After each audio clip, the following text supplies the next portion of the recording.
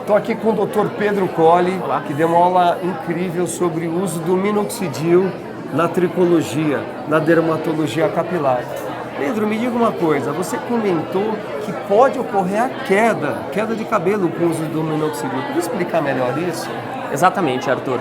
O minoxidil ele é uma medicação extremamente utilizada, uma medicação muito importante no tratamento, principalmente das calvícies, tanto calvície feminina quanto da calvície masculina. E é muito comum que os pacientes que utilizam minoxidil se queixem na consulta dermatológica de que o cabelo começou a cair um pouquinho mais depois do uso da medicação. Isso normalmente assusta bastante, porque as pessoas já estão perdendo o cabelo, claro, e aí pensam, poxa, o médico me passou um medicamento que vai me provocar mais queda. Deu errado. Deu errado. Mas na verdade não, isso é um ponto bastante positivo.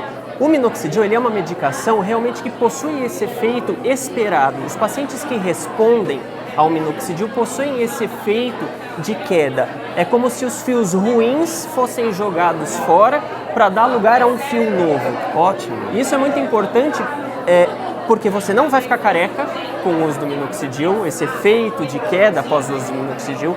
Você não vai ficar com área de falha e se isso está acontecendo, provavelmente o seu cabelo vai nascer melhor, vai nascer mais forte. Então fique tranquilo, começou a usar o minoxidil, teve queda, isso é um bom sinal e vai parar. Mas você comentou também, Pedro, a respeito das formulações, de diversas apresentações, manipulados, comprados.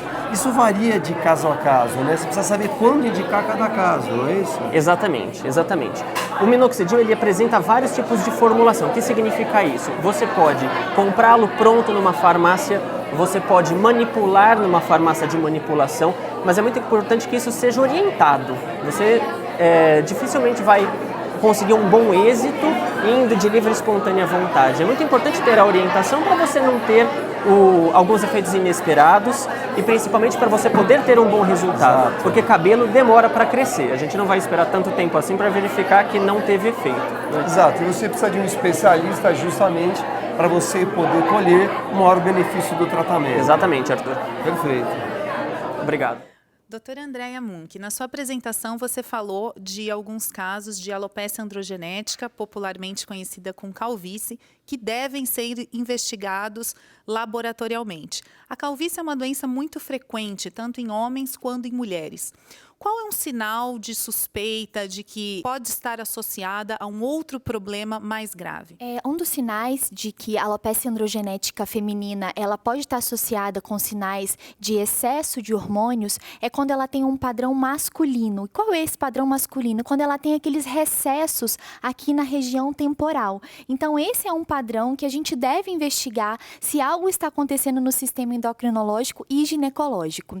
A gente também não pode esquecer que esses sinais eles podem estar presentes não só no couro cabeludo, mas também na face, com excesso de pelos no corpo. Então, a gente também tem que investigar quando está associado essa rarefação capilar junto com esse excesso de pelos em outras regiões, como na face.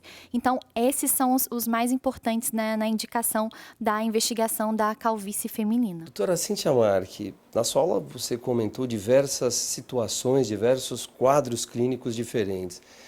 E as quedas de cabelo, elas são todas reversíveis ou elas diferem?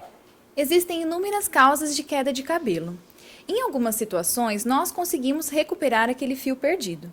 Porém, em outras situações, que são ditas alopecias cicatriciais, infelizmente, aquele fio perdido não volta mais.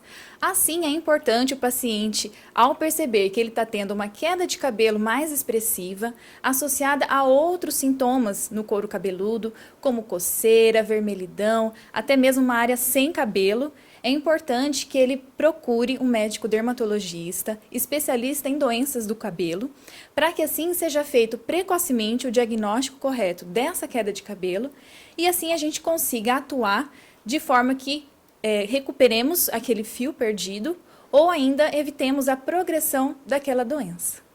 Doutor Arthur, cada vez mais os pacientes procuram um transplante de cabelo, ele é cada vez mais realizado. mas a gente sabe também que com essa popularidade, alguns riscos vêm surgindo e aumentando. Eu gostaria que você comentasse o que o paciente deve ficar atento na hora de procurar um profissional ou uma clínica que realize transplante de cabelo. Como fazer isso de uma maneira segura e para que ele tenha um resultado esteticamente satisfatório. O Brasil ele ainda está bem resguardado nesse sentido, porque o nível médio ainda é muito bom. Mas com a popularização do transplante capilar, obviamente que surge um contingente muito grande. Acho que o grande problema que a gente está enfrentando hoje é esse transplante industrializado, onde você quer fazer 5, 10 pacientes por dia, como se fosse uma linha de montar carro, né? Uma linha de produção. E às vezes o médico ele é só uma fachada. Isso, óbvio, é um risco tremendo. Né? Então, muitos profissionais não treinados, inclusive não médicos, realizando o procedimento. Isso tem acontecido. Isso tem acontecido. Um grande problema. É um choque, né? Você imaginar que é um procedimento cirúrgico sendo feito por pessoas que não são formadas, não podem assumir a responsabilidade de algo que elas não têm, ela não tem uma licença para fazer aquilo. Então você não pode responder por algo que você não tem licença. Eticamente é muito questionável e legalmente, obviamente, é ilegal.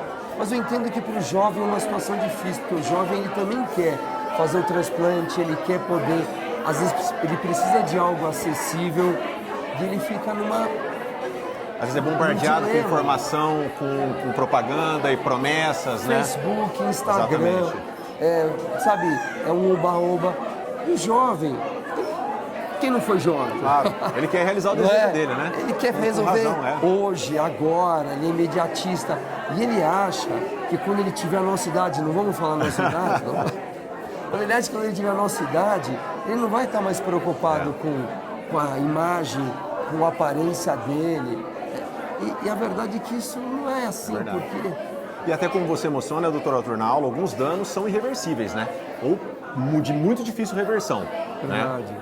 Então, quer dizer, no futuro, dificilmente ele vai conseguir reverter isso de maneira satisfatória. Né? A gente tem um grupo com médicos de todo mundo, a gente troca as experiências e tem recebido casos assim realmente muito impressionantes.